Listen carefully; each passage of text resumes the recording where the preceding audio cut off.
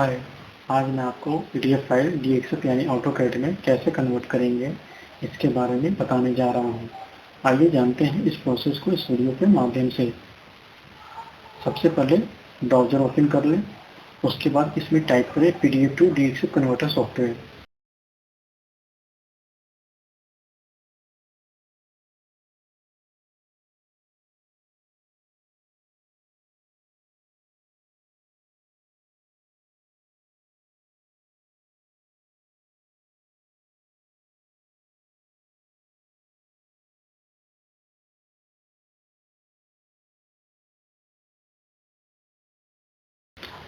और इसके बाद इसे डाउनलोड कर लें।